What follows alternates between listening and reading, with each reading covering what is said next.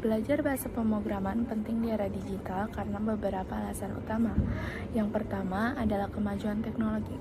Hampir semua aspek kehidupan modern bergantung pada teknologi, dari aplikasi smartphone hingga sistem otomatisasi industri. Bahasa pemrograman menjadi fondasi dari inovasi tersebut. Mampu memprogram memungkinkan seseorang untuk berpartisipasi dalam menciptakan teknologi masa depan. Yang kedua adalah peluang karir yang luas. Dalam dunia kerja, kemampuan pemrograman adalah keterampilan yang sangat dicari. Profesi seperti pengembangan perangkat lunak, analis data, dan insinyur jaringan semuanya membutuhkan pengetahuan dalam bahasa pemrograman. Bahkan industri di luar teknologi seperti keuangan dan pemasaran membutuhkan orang yang bisa memanfaatkan pemrograman untuk mengelola data. Yang ketiga adalah memecahkan masalah secara efisien. Bahasa pemrograman membantu kita memahami bagaimana menguraikan masalah kompleks menjadi bagian-bagian kecil yang lebih sederhana dan menyusun solusi secara logis. Ini meningkatkan keterampilan berpikir kritis dan analitis. Keempat, otomatisasi proses. Banyak tugas yang dulunya memakan waktu dan dilakukan secara manual. Ini dapat diotomatisasi menggunakan pemrograman ini. Mencakup segala hal, mulai dari pengolahan data hingga analisis bisnis dan pemasaran. Kelima, inovasi produk dan layanan. Kemampuan untuk memprogram memungkinkan individu untuk mengembangkan produk baru dan layanan digital, mulai dari aplikasi seluler, situs web, hingga kecerdasan buatan atau AI. Semuanya membutuhkan bahasa pemrograman untuk mewujudkan ide-ide kreatif tersebut. Peluang karir dalam bidang teknologi informasi dan komunikasi atau TIK di Indonesia sangatlah luas dan terus berkembang pesat. Berikut adalah beberapa poin penting terkait peluang tersebut. Yang pertama adalah pertumbuhan ekonomi digital. Menurut laporan Google, Temasek, dan Bain dan Company, ekonomi digital Indonesia diperkirakan mencapai 124 miliar US dollar. Pada tahun 2025, pertumbuhan ini membuka banyak peluang di sektor e-commerce, fintech, edtech, dan banyak lagi. 2. Kebutuhan tenaga kerja TIK yang tinggi. Indonesia saat ini menghadapi kekurangan talenta digital menurut laporan Kementerian Komunikasi dan Informatika.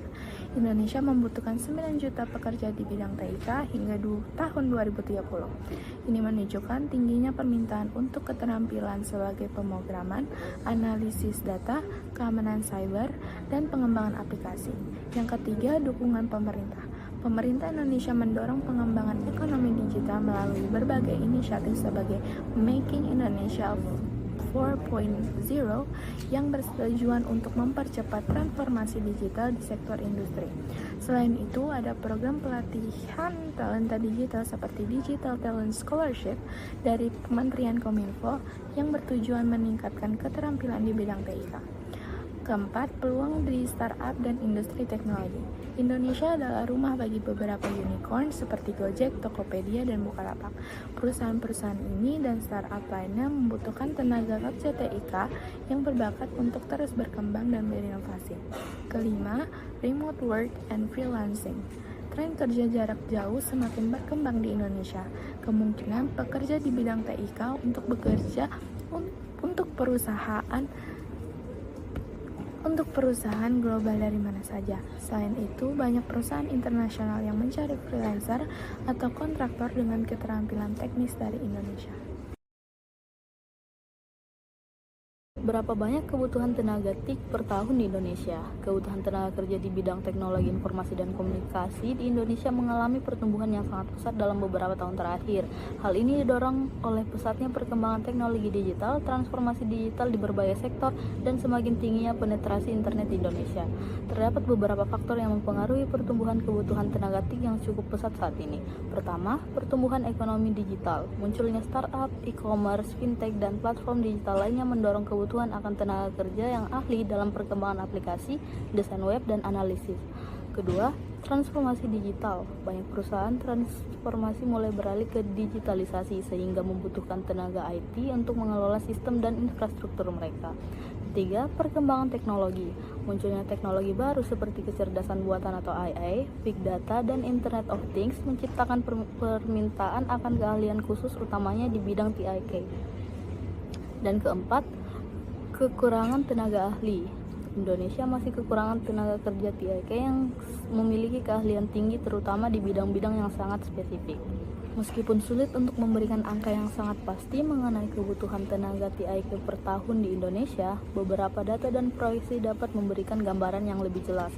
Seperti proyeksi Kementerian Ketenagakerjaan, pada tahun 2022, Kementerian Ketenagakerjaan memproyeksi kebutuhan tenaga kerja di sektor TIK akan terus meningkat hingga tahun 2025. Bahkan pada tahun 2025 diperkirakan akan mencapai 1,9 juta orang. Berbagai studi lain juga menunjukkan tren yang sama, yaitu peningkatan kebutuhan tenaga kerja TIK secara signifikan. Selain kuantitas, kualitas tenaga kerja juga menjadi tantangan. Banyak lulusan perguruan tinggi yang belum memiliki keterampilan yang sesuai dengan kebutuhan industri. Peluang karir di bidang TIK semakin lebar. Evolusi Industri 4.0 telah mengubah landscape dunia kerja secara drastis. Salah satu sektor yang mengalami pertumbuhan paling pesat adalah teknologi informasi dan komunikasi atau TIK. Perkembangan teknologi digital yang begitu cepat telah menciptakan permintaan yang sangat tinggi akan tenaga kerja yang ahli di bidang ini. Mengapa bidang TIK sangat menjanjikan? Pertama, karena digitalisasi semakin masif. Hampir semua sektor mulai dari bisnis, pemerintahan, hingga kehidupan sehari-hari semakin bergantung pada teknologi digital. Ini menciptakan kebutuhan yang terus meningkat akan tenaga kerja yang mampu mengembangkan, mengelola, dan memelihara sistem teknologi. Kedua, inovasi tanpa henti. Munculnya teknologi-teknologi baru seperti kecerdasan buatan, big data, dan Internet of Things akan memblokir terus mendorong terciptanya peluang kerja baru. Ketiga, gaji yang menjanjikan. Pekerjaan TIK umumnya mendapatkan gaji yang kompetitif, terutama untuk mereka yang memiliki keahlian khusus dan pengalaman yang sangat relevan. Keempat, fleksibilitas kerja. Banyak perusahaan teknologi menawarkan opsi kerja jarak jauh atau fleksibel. Selain itu, kebutuhan tenaga TIK di tingkat global pastinya sangat dibutuhkan. Meskipun permintaan akan tenaga kerja TIK sangat tinggi, banyak negara masih mengalami kekurangan tenaga kerja yang berkualitas. Saat ini, keahlian yang paling banyak dicari meliputi pemrograman, analisis data, keamanan cyber, dan pengembangan perangkat lunak. Perusahaan juga semakin mencari kandidat yang memiliki keahlian khusus dan kemampuan untuk beradaptasi dengan teknologi yang terus berkembang. World Economic Forum atau Forum Ekonomi Dunia semakin rutin menerbitkan laporan tentang masa depan pekerjaan yang menunjukkan bahwa profesi di bidang TIK akan terus tumbuh pesat. Terdapat juga laporan dari LinkedIn, platform profesional terbesar di dunia. LinkedIn secara berkala menerbitkan laporan tentang keterampilan yang paling banyak dicari oleh perusahaan, utamanya di bidang TIK. Secara keseluruhan, peluang karir di bidang TIK sangatlah cerah. Namun, untuk dapat bersaing di pasar kerja yang semakin kompetitif, individu perlu terus meningkatkan keterampilan mereka, mengikuti perkembangan teknologi, dan membangun jaringan yang kuat. Berikut ini merupakan estimasi rata-rata gaji bulanan pekerja ahli IT di sektor digital dan teknologi Indonesia pada 2023 berdasarkan jabatannya. Yang pertama, yaitu ada VP Engineering, yaitu di kisaran 150 juta per bulan. Yang kedua ada Head of Engineering, yaitu di sekitar 120 juta per bulan. Yang ketiga ada Engineering Manager, 80 juta per bulan. Yang keempat ada Technology Lead, yaitu 50 juta per bulan. Yang kelima ada Lead Developer Operation Engineer, yaitu 40 juta per bulan. Yang keenam yaitu Senior Software Engineer, yaitu 35 juta per bulan. Yang ketujuh yaitu QA Engineer, yaitu berkisaran 25 juta per bulan. Yang kedelapan yaitu System Engineer, yaitu 25 juta per bulan. Menurut Michael Page, permintaan pekerja untuk posisi komersial, operasional, dan teknis pada sektor digital dan teknologi cenderung melambat pada 2023. Adapun perusahaan digital dan teknologi yang paling aktif merekrut pegawai di Indonesia adalah fintech dan bank digital, media digital, bisnis konglomerat lokal, startup yang berfokus pada UMKM, dan yang terakhir yaitu ada vertical e-commerce.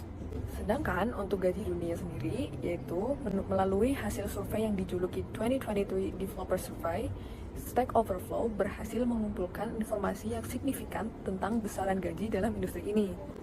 Menurut laporan yang dipublikasikan oleh Stack Overflow di situs resminya, hasil survei menunjukkan bahwa pekerja di bidang senior eksekutif memiliki rata-rata gaji tahunan sebesar 124,7 US dollar atau setara dengan 1,96 miliar rupiah, menjadikannya sebagai salah satu posisi dengan kompensasi tertinggi dalam industri IT.